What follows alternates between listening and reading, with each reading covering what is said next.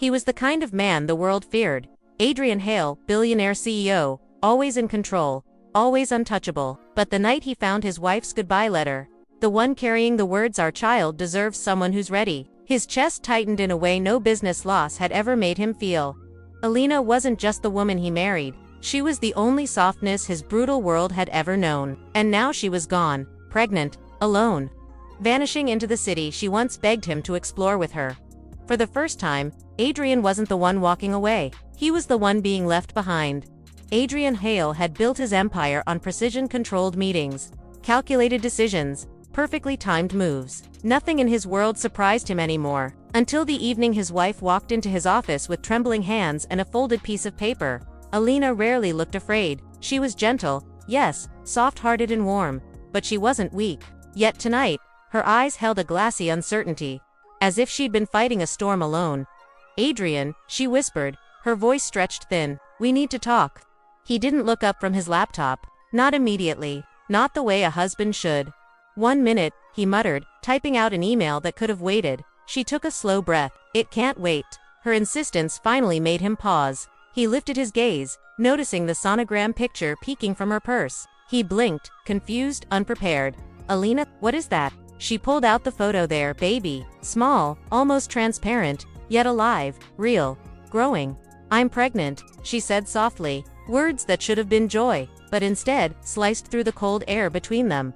Adrian froze. Not in excitement, but in fear. "Alina, I can't, I told you before, I'm not ready for a family," she asked, her voice breaking. "For responsibility. For us." He swallowed tightly. "For anything beyond what I'm already fighting for. The board is unstable. Investors are watching everything I do. I can't bring a baby into this chaos." She stared at him, searching his expression for even the smallest spark of happiness, but all she found was avoidance. "So that's it," she whispered. "You're choosing your company again? Over me? Over our child?" Adrian didn't answer, and that silence was louder than anything he could have said. She stepped back as if the distance might protect her heart. It didn't. That night, when he returned from another late meeting, something on his desk caught his eye, a letter, her handwriting unmistakable. For a moment he smiled, thinking it was one of her gentle reminders to eat, rest, breathe. But when he unfolded it, something inside him shattered. "Adrian, you don't have to be ready, but our child needs someone who is. I love you, but I can't stay where I'm unwanted. Goodbye." The words felt like knives. Real, unforgiving, final. He raced through the penthouse, calling her name, but every room was too quiet. Her closet was half empty, her favorite mug was gone, the soft blanket she always used was missing. She hadn't left impulsively. She had planned this. For the first time in his adult life, Adrian felt a tightening in his chest. He couldn't control panic. He grabbed his keys, ran to the elevator, and sped through the city, searching for her. But Alina was nowhere. She had disappeared into the night, leaving behind only memories and a silent apartment that felt colder without her laughter. It wasn't until he returned home at dawn, exhausted, that he noticed something else missing. The man he used to be, the one she fell in love with, the one he'd buried beneath work, pressure, and fear. And maybe he had lost her for good. For 3 weeks, Adrian Hale lived a life no one had ever imagined for a billionaire CEO. He wasn't attending board meetings, wasn't signing contracts, wasn't running Hale Industries. Instead, he was driving through unfamiliar neighborhoods at 2 a.m., asking strangers if they'd seen a woman who matched Elena's description. Most people didn't recognize him. The perfectly tailored suits were gone. He wore plain hoodies, worn-out jeans, and sleepless eyes. A man stripped of power, stripped of purpose, stripped of the one person who made him human. His penthouse felt like a graveyard of memories he couldn't escape. The couch, where she used to fall asleep on his chest. The kitchen where she burned pancakes on purpose, just to make him laugh. The balcony where she once whispered, "I hope one day you choose a life with me, not just for me." He hadn't understood her then. Now her words haunted him. Every night, he replayed their last conversation. Every tear she tried to hide. Every second he wasted refusing to smile at the sonogram she had carried with so much hope. He hated himself for it. One evening, as rain hammered the city, Adrian found himself outside the small clinic where Alina used to volunteer. He remembered her excited voice once saying, "Someday, when we have a family, I want our child to grow up seeing us help others." Back then, he'd brushed it off. Now, those words felt like a knife. He entered the clinic with trembling hands. The receptionist, a woman in her 50s, looked up. "Sir, we're closed." "I'm looking for someone," he whispered, his voice raw. "Her name is Elena Hale." Something in the woman's expression shifted. Recognition, caution. "She volunteered here," Adrian added quickly. "Please, I need to know if she's okay." The woman sighed. "She hasn't come in for a month. Before she stopped, she told us she'd be taking time off for her pregnancy." She looked sad, tired. Pregnancy. Hearing the word from a stranger felt like being hit in the chest. "Do you know where she went?" he asked, desperate. The woman shook her head. All she said was she needed space, that she wanted to protect her baby from stress. Her baby, their baby. Adrian clenched the edge of the reception desk. "I need to find her. I need to make things right." The woman hesitated, then softened. "If you truly want to make things right, you need to start by accepting the life she already gave you." He looked at her, confused. "What do you mean?" She reached under the counter and pulled out a small envelope. "She left this here," the woman said. "Said you might come someday." His heart pounded as he opened it. Inside, another ultrasound picture, but this one was different. The baby was bigger, more defined. A tiny hand could be seen clearly, as if reaching out. On the back, in Elena's handwriting, "If you ever want to meet your child, find the man you used to be." His hands shook. He sank into a chair. This wasn't just a message. It was a test. A plea. A chance. And he wasn't going to waste it. For days after that, Adrian became someone the world wouldn't recognize. He volunteered at the clinic where she once worked. He visited shelters she used to support secretly. He met the children she used to buy art supplies for. The elderly she read stories to. The nurses she brought coffee for. Every person he spoke to showed him a piece of Elena he had forgotten to appreciate, a piece of the woman he once promised to love completely yet loved incompletely. One day, while sorting boxes in the clinic's storage room, he found a folder labeled with her name. Inside were forms she'd filled out for a new prenatal program she wanted to start. Her dream, her future, their child's world. He felt something inside him shift. Like a wall he'd been holding for years, finally cracking. Maybe the board wouldn't forgive his absence. Maybe investors would panic. Maybe his perfect reputation was already falling apart. But none of that mattered anymore. He wasn't searching for his wife because he needed closure. He was searching because he finally realized he couldn't breathe without her. Then, one afternoon, while leaving the clinic, he saw a familiar silhouette across the street. A woman holding her belly, moving slowly, carefully. His heart lurched. "Elena," he whispered to himself. He stepped forward, but a bus passed, blocking his view. When it moved, she was gone. He ran across the street, checking every corner, every shop window, every alley, but she had vanished again like a shadow slipping through his fingers. Still, that fleeting glimpse gave him hope. She was nearby, alive, carrying their child, and he wasn't giving up. Not again, not ever. That night, for the first time in weeks, Adrian sat in the nursery he had secretly started building. He placed the ultrasound photo beside him and whispered, "I'll be ready, I swear, just come home." But he didn't know, the next time he saw Elena, she wouldn't be standing. She wouldn't be smiling. She wouldn't even be conscious. Because fate was about to take everything into its own hands and lead him straight to the ICU. Adrian had finally fallen asleep on the nursery floor, clutching the ultrasound photo like a lifeline, when his phone buzzed violently. Half asleep, he answered without checking the caller ID. "Mr. Hale," a woman's voice, urgent, breathless. He sat up instantly. "Yes, who is this?" "This is St. Mercy Hospital. We have your wife here." His blood ran cold. My wife," he stammered. "Elena." "Yes, sir. She's currently being treated in the ICU. You need to come immediately." The phone slid from his hand.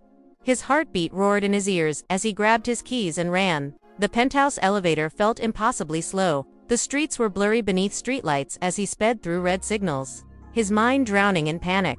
"I see you." That word alone could kill a man. "Please be okay. Please be okay, please." When he reached the hospital, 2 nurses recognized him. But this wasn't a business event. He wasn't a billionaire tonight. He was a man terrified of losing the one thing he could never replace. He rushed to the ICU wing, out of breath. A doctor approached him. "Mr. Hale, I assume?" "Yes," he gasped. "Where is she? Where's my wife?" The doctor exhaled slowly. "She collapsed at a bus stop.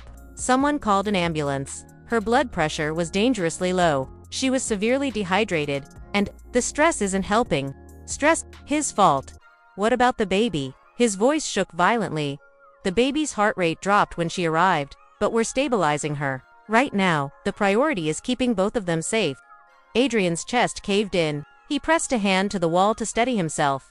Can I see her? The doctor nodded. She's unconscious. But yes. When he entered the ICU room, his breath stopped. There she was. Elena lay on the bed, pale as moonlight, hooked to machines, wires, and foredrips. Her hair was messy, her lips dry, her breathing shallow. Her hand rested near her belly, as if she'd been protecting the baby even as she collapsed. Adrian's whole body trembled. He stepped closer, slow, terrified, reverent. Elena, he whispered, voice cracking. He brushed a strand of hair from her forehead with shaking fingers. I'm here, he whispered. I found you. I'm right here. But she didn't move. He sank into the chair beside her and took her hand gently, afraid of hurting her. I'm sorry, he breathed. For everything. For not being ready. For making you feel alone. For pushing you away when you needed me the most. His voice broke. I should have protected you. I should have supported you. And instead, you were out there, carrying our baby alone. He wiped his tears with the back of his hand. This is my fault, he whispered, forehead touching her hand. All of it. He stayed like that for minutes, hours. Maybe until he felt a light touch. Her fingers twitched. His head snapped up. Her eyelids fluttered slowly. Heavily. She blinked, confused. Weak Adrian. Her voice was barely a whisper. He leaned forward quickly, terrified. Yes, I'm here. I'm right here. She inhaled shakily. You found me. Always, he said, his voice raw. I'm never losing you again. She closed her eyes, exhausted. The baby, is she okay? He squeezed her hand softly. They're monitoring her. She's strong, just like her mother. A weak, broken smile touched her lips. You shouldn't be here, she whispered. You said you weren't ready. He shook his head immediately. No. I said that because I was scared. Because I thought being ready meant being perfect. Having a perfect life. A perfect plan. He lifted her hand to his lips. But I'm ready now. Ready for the chaos. Ready for the change. Ready for you. For her. For everything. Her eyes filled with tears. I didn't want to burden you, she whispered. I didn't want you to feel trapped. You're not a burden, he said fiercely. You're the only thing that ever made my life make sense. She looked away, guilt clouding her eyes. I tried to give you space. I thought leaving was the only way to protect our baby. And I thought running from responsibility was protecting myself. He swallowed hard. We were both wrong. She inhaled shakily, her hand resting on her belly. I didn't want you to come back out of pity. Pity. His voice rose, cracking. Elena, I love you. I've always loved you. I was just too stupid to show it. A tear rolled down her cheek. He wiped it gently. Let me fix this. Let me take care of you. Both of you, please. She looked at him for a long moment, hurt, hope, fear, all swimming in her eyes. You don't have to stay, she whispered. I want to stay, he said, more than anything. He placed a trembling hand over her belly. I want to be here for every heartbeat, every appointment, every moment. I want to be a father. I want to be your partner. I want our family. That was the moment her strength finally broke. She cried soft, silent tears that carried months of pain. He held her gently, careful not to disturb the wires or tubes. You're not alone anymore, he whispered into her hair. I won't let go this time, I swear. She leaned against him weakly, eyes closing again. The monitor beeped steadily. The baby's heart rate rose stronger, steadier. A nurse noticed and whispered to another. Look, her vitals are improving. Because love can heal. Because safety can stabilize. Because sometimes, all a mother and baby need is the man who finally decided to stay. Adrian kissed her forehead and whispered, this time, I'm ready. But fate wasn't finished. Because part 4 would bring the moment that would change their lives forever. Morning sunlight crept through the thin ICU curtains, casting a soft glow across the room. Machines hummed quietly, their rhythmic beeping the only proof that time was still moving. Elena lay peacefully asleep, her breathing steadier than the night before. The crisis had passed, but the war inside her heart had not. Adrian hadn't slept, not even for a second. He sat beside her, elbows on his knees, hands clasped, staring at the floor like a man praying for a miracle. Every so often, he glanced at the monitors, watching for any sign of trouble, any fluctuation, any reason to call a nurse. He wasn't leaving her alone. Not today, not ever again. Around 7 a.m., a nurse entered with a warm smile. "Good morning, Mr. Hale. She's doing well. The baby's heartbeat is stable." "Thank you," he said softly. "Do you need anything? Water? Coffee?" He shook his head. "I just need her to wake up." The nurse nodded knowingly. "She will. She's stronger than she looks." And she was. Stronger than he had ever realized. An hour later, Alina stirred. Her eyelashes fluttered, her body tensing for a moment before relaxing again. Adrian stood instantly, gripping the side of the bed as if grounding himself. "Alina," he whispered, her eyes opened slowly, confused, groggy, and fragile. "Adrian," she breathed out. He leaned close, taking her hand gently. "I'm here, right here." She blinked a few times, adjusting to the light and the reality of where she was. How long have I been asleep?" "All night." His thumb brushed her knuckles. "But you're okay now. And she's okay too." Her eyes immediately dropped to her belly. "The baby? She's really safe." "Yes," he whispered. "She's strong, just like her mother." A tear slipped down the corner of her eye. She let out a shaky breath. "You shouldn't have had to go through this alone," he said, voice breaking. "You shouldn't have collapsed at a bus stop. You shouldn't have been running from me. Ever." She closed her eyes again, exhaustion washing over her. "I didn't want to force you into something you didn't want," she whispered. "You said you weren't ready. I thought leaving would make it easier." "Easier," he repeated, pained. "Alina, when I came home and found you gone, I couldn't breathe. Every room felt empty. Every silence felt like punishment. I wasn't ready because I was scared of failing you." She looked at him slowly. "And now?" He squeezed her hand tighter. "I'm more terrified of losing you than I ever was of becoming a father." Her breath caught broken, hopeful before either of them could speak again. The doctor entered with a clipboard. "Good morning," he said with a polite smile. "How are we feeling?" Alina managed a weak nod. "Better." "That's good to hear. The baby looks stable, and your vitals have improved." But he paused, glancing at both of them. "This cannot happen again. Stress like this is dangerous at this stage. You need rest, support, and zero emotional strain." Adrian nodded instantly. "She'll have everything she needs. I'll make sure of it."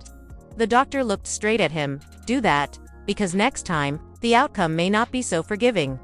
Alina swallowed hard. Adrian's chest tightened. When the doctor left, silence hung between them, heavy and fragile.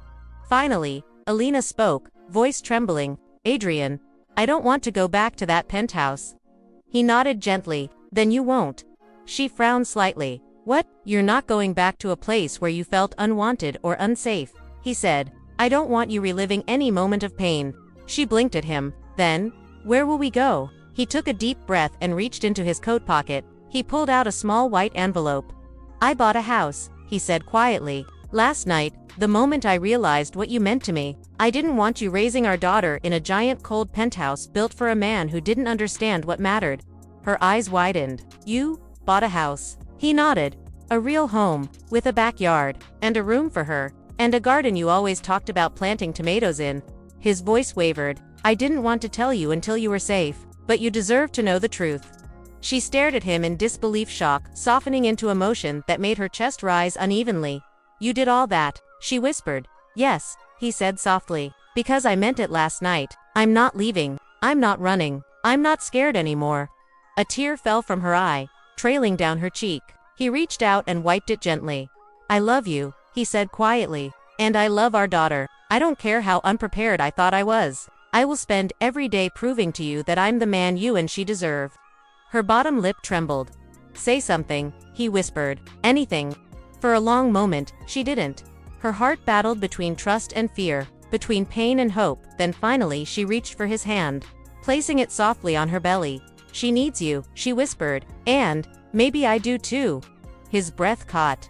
That was all he needed. Not forgiveness, not absolution, just a chance.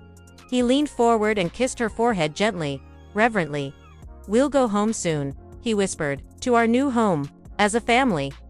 Her eyes closed, relieved. The machines beeped steadily. Her heartbeat strong. The baby's heartbeat stronger. And for the first time since she left, the future didn't feel terrifying. It felt possible.